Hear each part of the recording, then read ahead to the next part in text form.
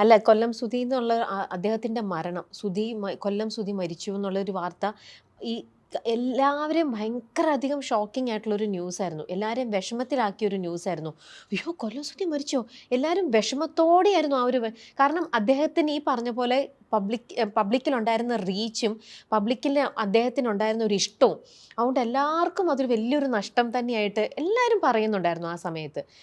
അനൂപ് എപ്പോഴായിരിക്കും ആ വാർത്ത പറഞ്ഞിട്ടുണ്ടാവുക? ആക്ച്വലി ഞാൻ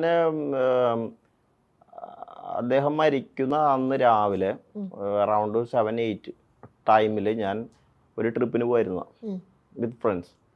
അതായത് ബർത്ത്ഡേ കഴിഞ്ഞ് വരുന്ന ദിവസങ്ങളാണ്. ഇപ്പം എൻ്റെ ബർത്ത്ഡേ കഴിഞ്ഞുള്ളൂ കഴിഞ്ഞ ദിവസം. അപ്പോൾ അത് കഴിഞ്ഞ് ഞങ്ങൾക്ക് സമയമുള്ളപ്പോൾ ആ ഒരു നെക്സ്റ്റ് വീക്കിൽ ഒരു ട്രിപ്പ് പ്ലാൻ ചെയ്ത് അതിനു വേണ്ടി എല്ലാ പ്രിപ്പറേഷനൊക്കെ കഴിഞ്ഞ് കിടന്നുറങ്ങി ആ സമയത്ത് അലാം വെച്ച് എഴുന്നേക്കാൻ വേണ്ടി ഇരുന്നതായിരുന്നു. ഒരു 6 മണി സമയം.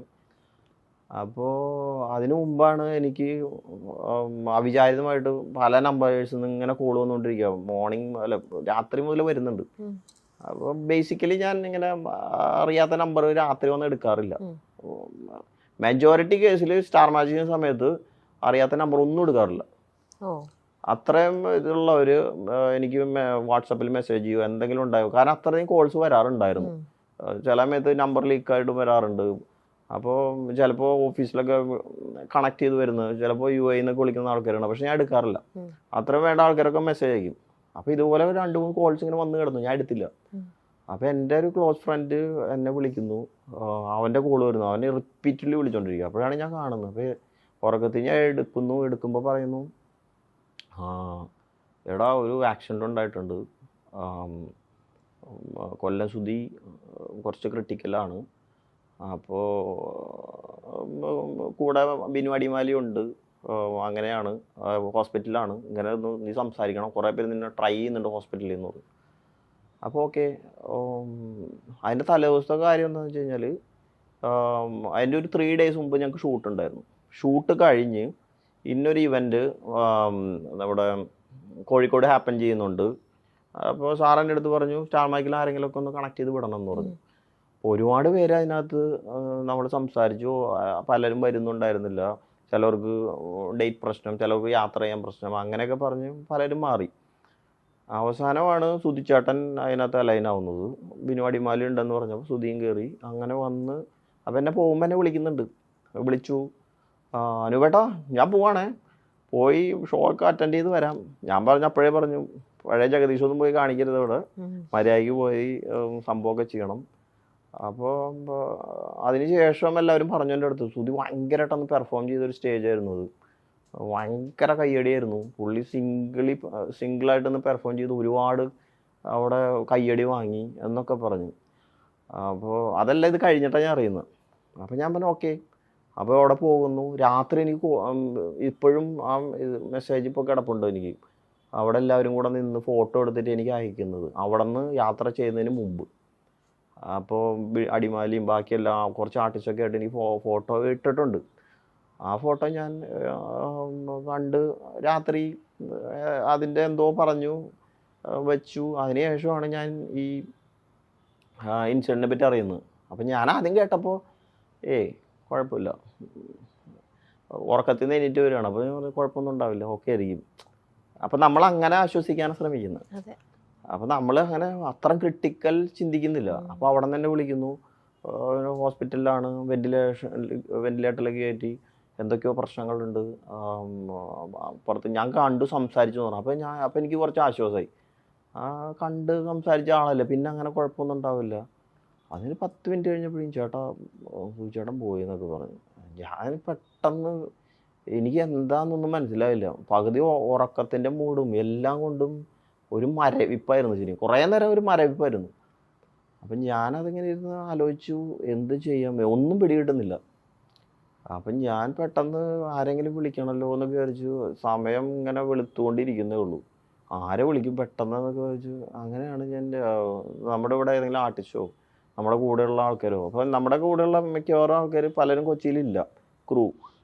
അപ്പോൾ ഓഫീസിൽ വിളിക്കാമെന്ന് വെച്ച് കഴിഞ്ഞാൽ സാറിനെ എങ്ങനെ വിളിക്കുന്ന, ഈ വെളുപ്പാങ്കാലത്ത് എങ്ങനെ വിളിക്കുന്നൊക്കെ പറഞ്ഞ് അവസാനം ഞാൻ ബിനീഷിനെ വിളിക്കണം. ബിനീഷ് ബാസ്റ്റിൻ ഫോർട്ട് കൊച്ചിയിലുണ്ടായിരുന്നു. ഇവിടെ ഏറ്റവും ക്ലോസ്ലി അടുത്ത് ആക്സസിബിൾ ബിനീഷ്. അപ്പോൾ ഞാൻ ബിനീഷിൻ്റെ അടുത്ത് പറഞ്ഞു, ബിനീഷ് ഇങ്ങനെ സംഭവം ഉണ്ട്, നമുക്കൊന്ന് അവിടം വരെ പോയാലോ എന്ന് പറഞ്ഞു. അപ്പോൾ തന്നെ ഞാൻ ബിനീഷ് വരാമെന്ന് പറഞ്ഞു. അപ്പോൾ തന്നെ ഓഫീസിൽ വിളിക്കുന്നു, 2-3 പേരൊക്കെ ഇട്ട് സംസാരിക്കുന്നു.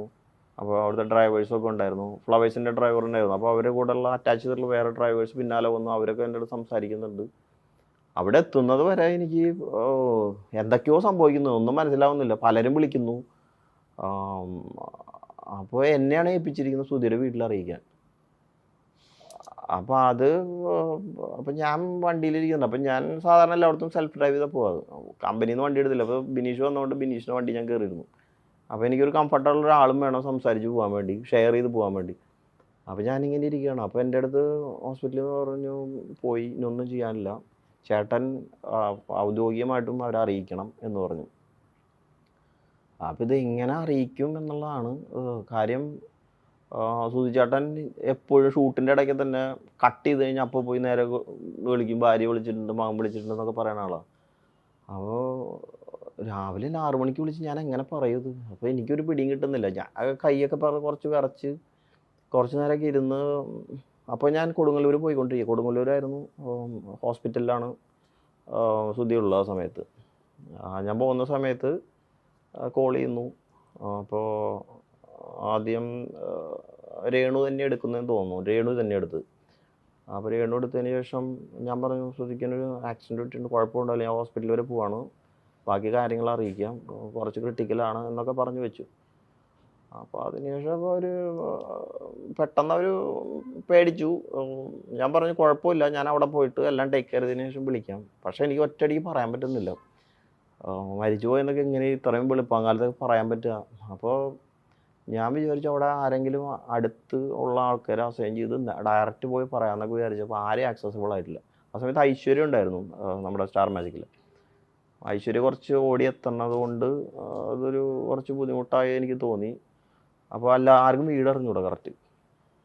അതിനുശേഷം രണ്ടാമത് ഞാൻ കോൾ എടുക്കുകയാണ്. അപ്പോൾ ശ്രുതിയുടെ മകനെ എടുത്തു. അപ്പോൾ ഞാൻ പറഞ്ഞു, അച്ഛൻ പോയടാന്ന് പറഞ്ഞു. അപ്പോൾ അവനാദ്യം ചോദിച്ചു, ചേട്ടാ അച്ഛൻ എന്താ പറ്റി, അച്ഛൻ എന്താ പറ്റി? ഞാൻ പറഞ്ഞു, ഇങ്ങനെ ആക്സിഡൻറ്റ് ഉണ്ടായി, അച്ഛൻ പോയി. എനിക്ക് പെട്ടെന്ന് എങ്ങനെയാണത് അവതരിപ്പിക്കേണ്ടതെന്ന് പോലും ഞാൻ മറന്നുപോയി. കാരണം എൻ്റെ വീട്ടിൽ ഒരാളുടെ അടുത്ത് അവതരിക്കുന്ന പോലെ എനിക്ക് ആ സമയത്ത് ഫീൽ ചെയ്തു. അപ്പോൾ അവൻ്റെ ഒരു കരച്ചിൽ ഇപ്പോഴും ഉണ്ട്, എനിക്കിപ്പോഴും ചെവിയിൽ കേൾക്കാം. രാവിലെ എഴുന്നേറ്റിട്ടുള്ളൂ. കാരണം അവന് ഭയങ്കര അറ്റാച്ച്ഡ് ആയിരുന്നു അച്ഛനായിട്ട്. എനിക്ക് ആരൊക്കെയോ എൻ്റെ ഫോണിൽ വിളിച്ച് സംസാരിക്കുന്നുണ്ട്, തൊട്ടടുത്തുള്ള ആൾക്കാർ ആരൊക്കെയോ കുറേ നേരം, ഒരു 5 മിനിറ്റ് നേരത്തേക്ക് എന്തൊക്കെയോ നടന്ന് എനിക്ക് ഇപ്പോഴും ഓർത്തെടുക്കാൻ പറ്റുന്നില്ല. അത്രയും വികാരഭരിതമായിട്ടുള്ളൊരു സമയമായിരുന്നു ആ സമയത്ത് പോയിക്കൊണ്ടിരുന്നത്. അപ്പോൾ അതിനുശേഷം ഞാൻ അവിടെ എത്തുന്നു. എത്തിയപ്പോഴും ശ്രീകണ്ഠൻ സാറൊക്കെ വന്നു. അപ്പോൾ ഞങ്ങൾ സംസാരിക്കുന്നു, ഡോക്ടേഴ്സായിട്ട് സംസാരിക്കുന്നു. എന്താണ് സംഭവിച്ചത് എന്നും കൃത്യമായിട്ട് മനസ്സിലാവുന്നില്ല. കാരണം പലരും കേട്ടിട്ടുള്ള ഇതാണ്, ആക്സിഡൻറ്റ് സംഭവിച്ചു ഇങ്ങനെയാണ്.